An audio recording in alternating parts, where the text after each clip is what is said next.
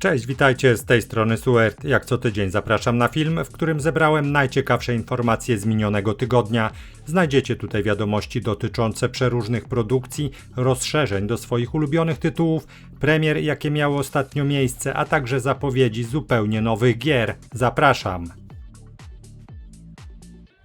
Mutagenics, nowa gra twórcy The Binding of Isaac, nie będzie PC-towym ekskluzywem. Edmund Macmillan potwierdził, że konsolowy port gry jest już w produkcji. Na więcej informacji będziemy musieli jednak poczekać. Przed zespołem jeszcze dużo pracy. Nie tylko przy innych wersjach gry, ale i nad nową zawartością.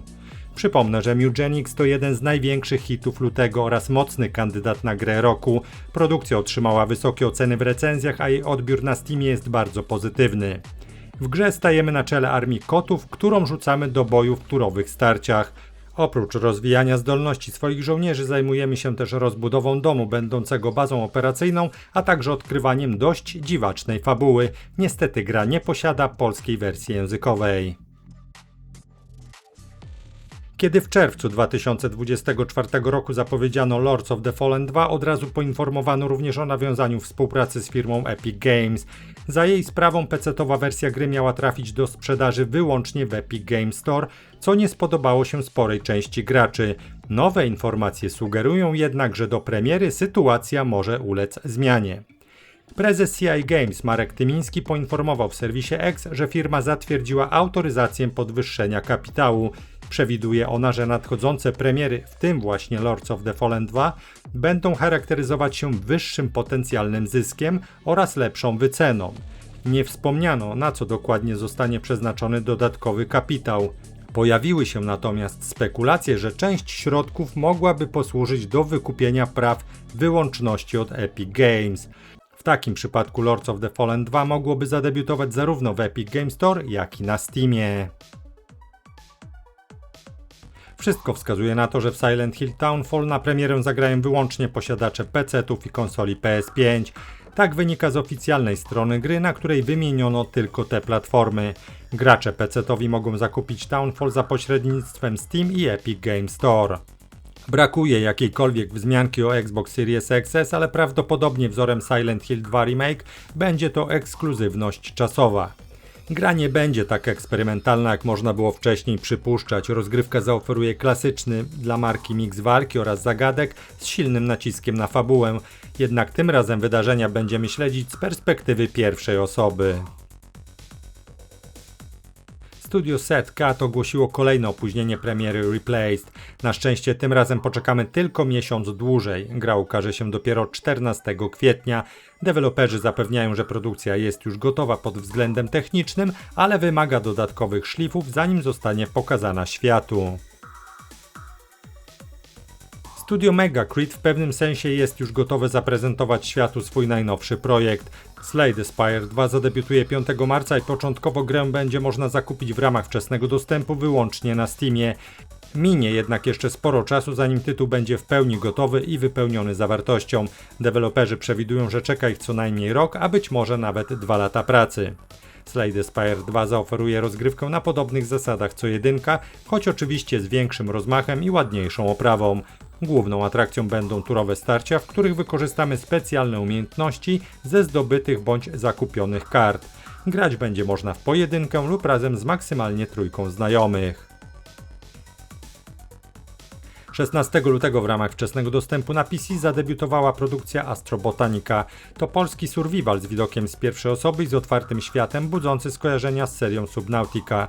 W grze wcielamy się w naukowca obcego pochodzenia, który przybywa na Ziemię sprzed 300 000 lat w poszukiwaniu roślin umożliwiających przetrwanie jego gatunku.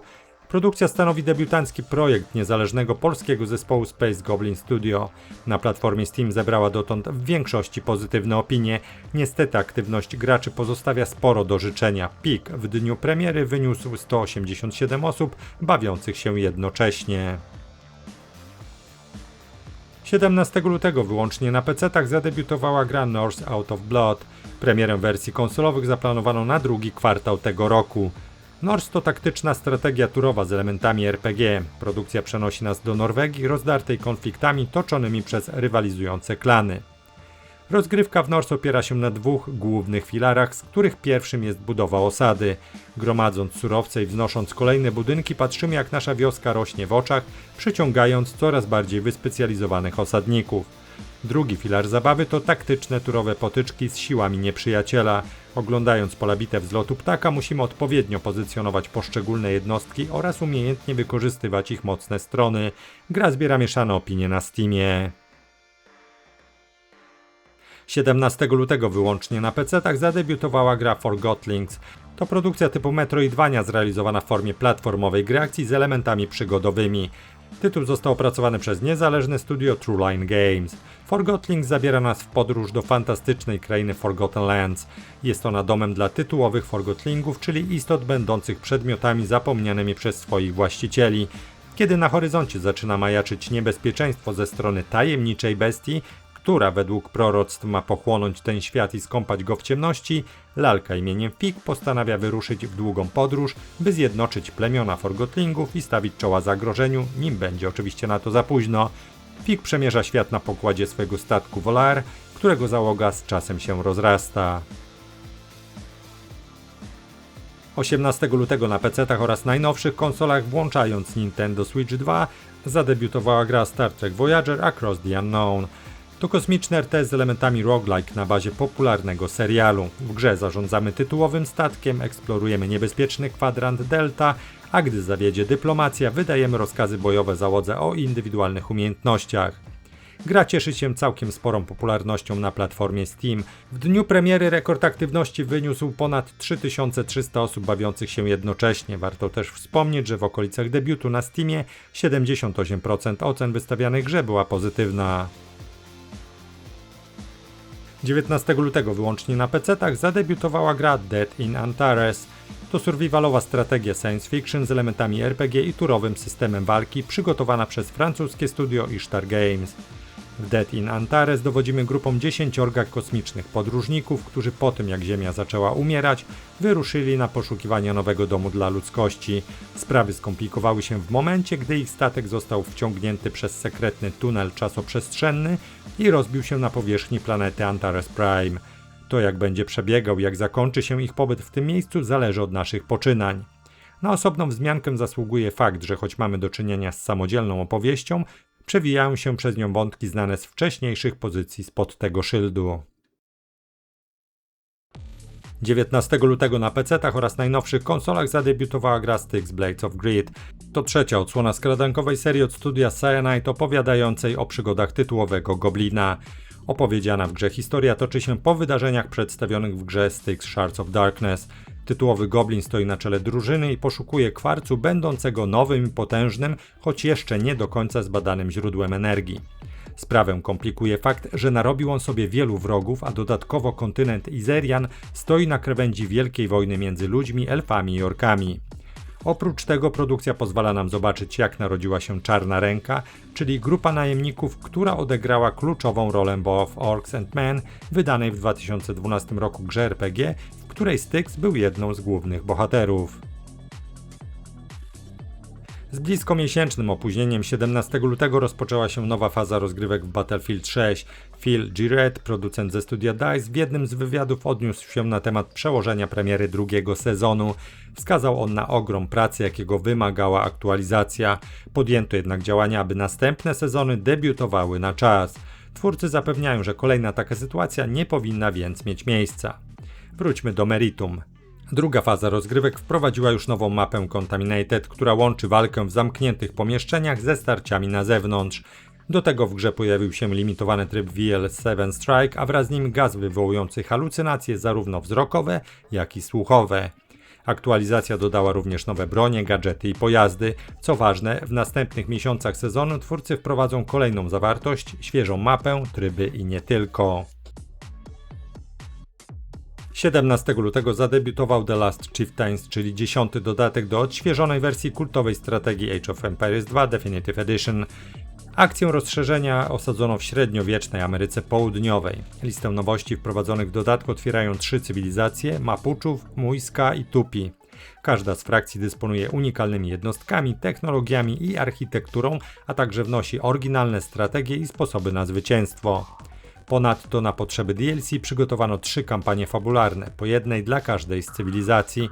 Możemy tu prześledzić losy młodego wojownika z plemienia Mapuczów walczącego o wolność, poprowadzić plemię Muisca do walki o Eldorado, a także wcielić się w wodza Tupi, który chcąc odzyskać ojczyznę napuszcza na siebie Europejczyków. Studio Obsidian Entertainment wypuściło wielki patch do Avowed mający uświetnić pierwsze urodziny gry. Aktualizacją oznaczono numerem 2.0 i przynosi ona wiele nowości. Dzięki łatce produkcja zyskała wreszcie tryb nowej gry Plus, który zostaje odblokowany po ukończeniu kampanii i pozwala ponownie przejść grę z zachowaniem większości ulepszeń oraz unikalnych broni i pancerzy. Patch 2.0 dodaje także 3 nowe grywalne rasy: krasnoludy, Orlans i Aumała z unikalnymi bonusami. Przy okazji rozbudowano kreator postaci, który teraz oferuje więcej opcji modyfikowania wyglądu bohatera. Aktualizacja oferuje też możliwość wykorzystania bogatego zestawu modyfikatorów rozgrywki, pozwalających graczom na opracowanie własnego unikalnego poziomu trudności. Gra zyskała także tryb fotograficzny, dodano nowy typ uzbrojenia oraz nieznane wcześniej sekwencje wykańczania oszołomionych wrogów. Nie zabrakło też poprawek grafiki i błędów oraz ulepszeń rozgrywki. Premierę Second Stone The Legend of the Hidden World zaplanowano na ten rok. Tytuł zadebiutuje wyłącznie na PC-tach. Mówimy tutaj o produkcji łączącej przygodowe RPG akcji z grami platformowymi i zabierającej graczy do fantastycznego świata pełnego tajemnic. Jest to debiut niezależnego fińskiego studia Skyward Entertainment, które czerpało inspiracje z takich serii jak Crash Bandicoot czy The Legend of Zelda. W Second Stone The Legend of the Hidden World trafiamy do magicznego świata fantasy, który ma swoją alternatywną, mroczną wersję. Jako nawiedzany wizjami bohater staramy się odkryć tajemnice oraz skarby zapomnianej epoki. Warhounds to taktyczna strategia turowa inspirowana seriami XCOM oraz Jagged Alliance, a także oldschoolowym kinem akcji. Gra powinna zadebiutować na PC-tach jeszcze w tym roku. Warhounds roztacza przed nami wizję alternatywnej przyszłości Afryki po 2035 roku i pozwala przejąć kontrolę nad oddziałem najemników, którzy udają się na misję. Nasze działania są elementem szerszego konfliktu, a to, których zadań się podejmiemy, wpływa na przebieg i rezultat wojny. Rozgrywka toczy się w trybie turowym, a wydarzenia oglądamy z lotu ptaka. Operatorzy, którymi dowodzimy, reprezentują różne klasy, co determinuje ich umiejętności bojowe i preferowany arsenał. Wśród nich znajdziemy m.in. szturmowca, snajpera czy grenadiera. Oprócz broni palnej na ich podorędziu znajdują się przydatne gadżety bojowe jak drony i skanery, a także kamuflaże dymne i optyczne. Jeśli ktoś z Was ma ochotę na piracką przygodę, to warto zwrócić uwagę na Windrose, znane wcześniej jako Crosswind. To survivalowa gra akcji tworzona przez niezależne studio Windrose Crew, którą można obecnie sprawdzić za darmo w ramach dema na Steamie oraz w Epic Games Store. Według podanych informacji wersja demonstracyjna oferuje wycinek początkowej zawartości Windrose, zapewniający od 4 do 6 godzin zabawy. Akcja Windrose toczy się w realiach złotej ery piractwa, wzbogaconych elementami fantastyki.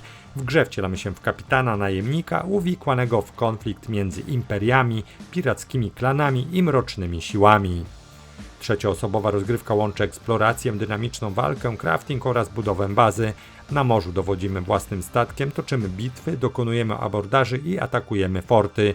Pełna wersja gry pozwoli na zabawę solo lub w kooperacji przez internet. Pozostając w pirackich klimatach, warto też rzucić okiem na Tides of Blazefall.